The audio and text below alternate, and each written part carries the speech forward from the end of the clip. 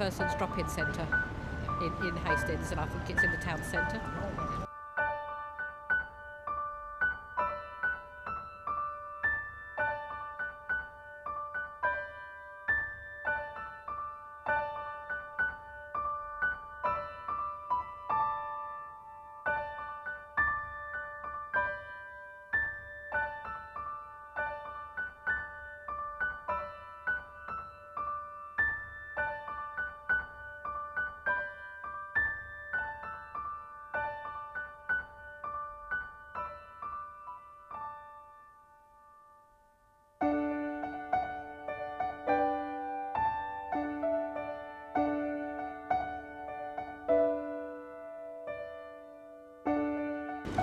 Services that they do,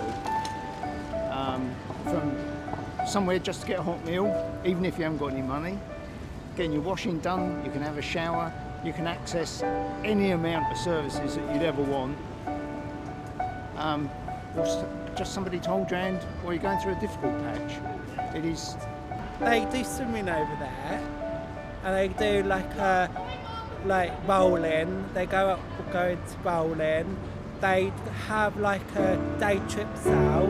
I have. I've been very fortunate enough to be able to go and see the Xtrax facility, which I think is a wonderful facility for young people in this town and fills a much needed gap for them. So yeah, I think it's a wonderful place. I first started going there because I met a guy that went there, and he was not making me go there, but introduced me to the place. They do a lot of courses involving art, music, some acting things where you get to do sketches and stuff for Xtrax. I think that's a great place because it offers people that haven't got much to have a place to go and get free little prizes for the competitions and get cheap food and drinks. Hastings is a largely great But it needs to be town, but it needs some kind of things going on for more young people. There's nothing going on, but I think you need a little bit more entertainment for young people and more things to do. Months ago I sort of left there only because I've started work and everything, so I've become a bit more independent. So and apart from that, it was a bit of boredom really, and food. Well, not food, no. It was just meeting up with new people, I guess, and just for the support side of things. I didn't go down there regularly. Been there once, went up there with a friend, saw the life, and there, like people sitting watching telly, playing games. Xtrax first opened in 1994, I think November 1994. It was a direct response to the need for a service that was open to young people after the hours that all the offices, all the statutory agencies were closing, and direct response to a suicide of a young man who killed himself by throwing himself off a multi-storey car park in Hastings. And there was public meetings, and the founder of Xtrax, Dave Harris, pulled together a group of statutory and voluntary agencies to form a group of people that actually came up with the idea of Xtrax.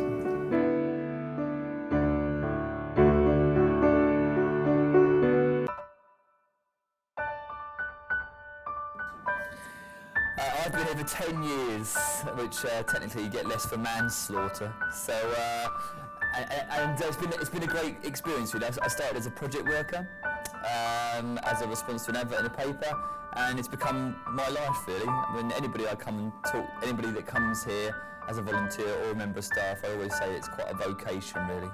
You never know what's going to happen, but it gets under your skin, there's no doubt about that. Agencies, but we also do in-house training as well. So most of our staff, the most important thing about Xtrax is that when you walk through the door, be it at 3 o'clock or at 10 o'clock or 9:45 at night, you will get a level of service. So all staff and all volunteers are trained up to offer a basic level of sexual health, a basic level of homelessness information and advice, and also the laundry's there. All of the facilities are the same, 3 to 10, to allow people to actually access them properly.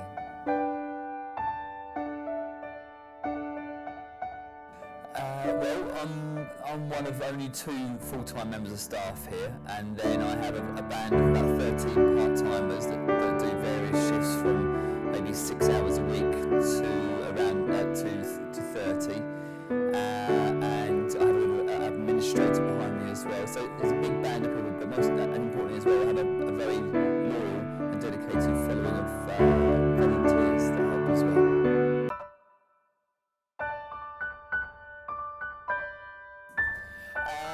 I've been here 10 years, as we said earlier, and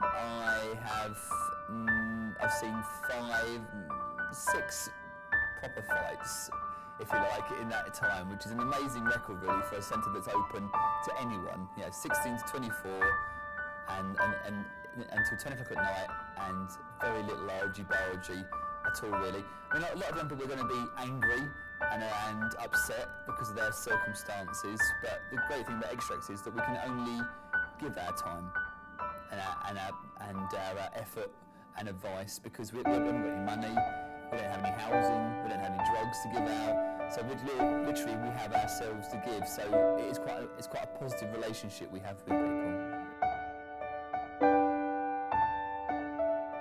I get the money, that's my full-time job really, and we generally work it for a patchwork of funding. So some money comes from a statutory agency, statutory bodies like local government, and quite a lot of the money though comes through, but we rent out quite a lot of the building to other agencies and other organisations, and we also make fundraising applications to various big London trusts and things like that. So very important to be a mixture of funding, so we're not left stranded if one particular strain or strain of funding actually disappears. So that's allowed us to be quite stable for 16 years, which is quite an achievement for a small charity. Local council gives us no money, no. We've applied many times, and we've even had one of the ex-managers actually even got escorted out of the building at the council chambers because of it is really important. I think young people in Hastings are really important to support, and the idea that and we need to be using language that talks about young people positively. And I really believe that if you invest in the young people in Hastings, lots of problems and lots of issues that Hastings sees would become less and less, and I think we need to sort of look at that a bit closer, and that includes the local authority to. But just want to add on a bit more there, but the East Sussex County Council do support us greatly. So bizarrely, the further away you are from Xtrax seems to be more positive the feedback to it. So County Council is extremely supportive of Xtrax.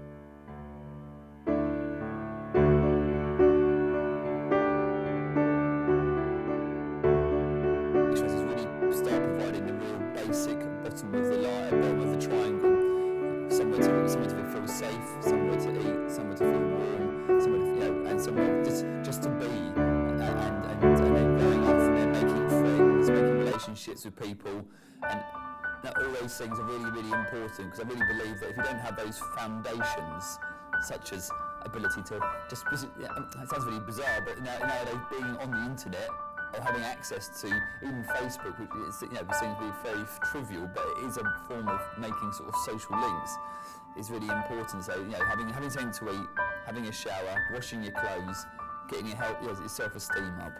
Really important things to allow people to start building confidence, start building their abilities to actually go and look for a job perhaps, or go to college, find some stable housing. we address the bottom bits first, and then start trying to get people to aspire to other things after. There's no point asking somebody to give up smoking if they don't even know where they're going to live the next night. So it's just common sense stuff really, and that's why it's worked so well for such a long time, because we provide consistent but important base level support.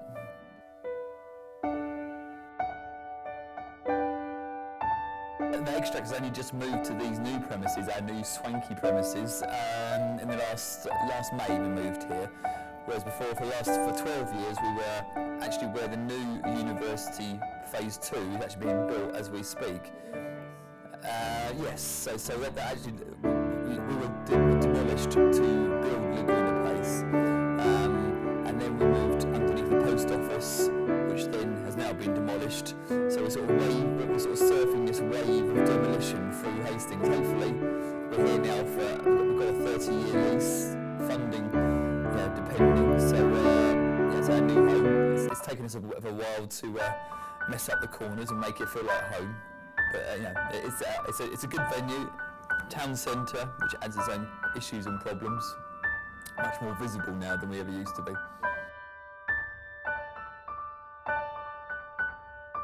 Really, because not everybody's going to need Xtrax.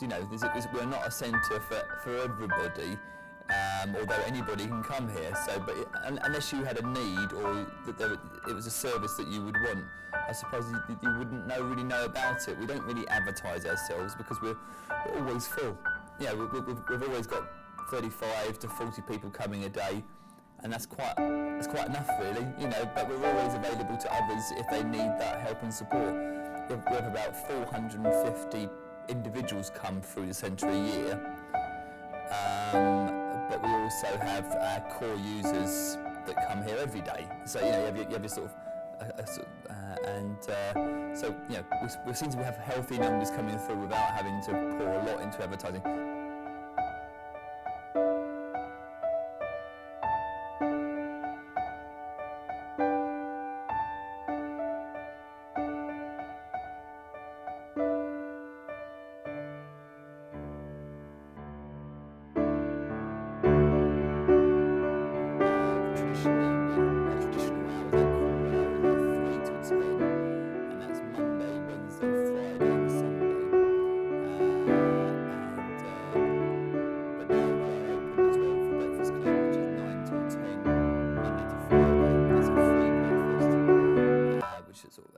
We didn't really know if that was going to take off. Traditionally we would talk about young people as being afternoon risers and late evening, sort of out and about then. But actually it's probably been extremely successful, and we have good average of 15 to 20 people coming for breakfast most mornings. It's allowed us to build an educational programme attached to that, so we're open for Breakfast Club 9 till 10, and then we move through for an educational programme throughout the whole day, and then we're open at 3 till 10, so some days we're open for 13 hours a day. Christmas Day, 11 till 3, and Boxing Day and the day before that as well, so it's so it's really important to be open when young people need us.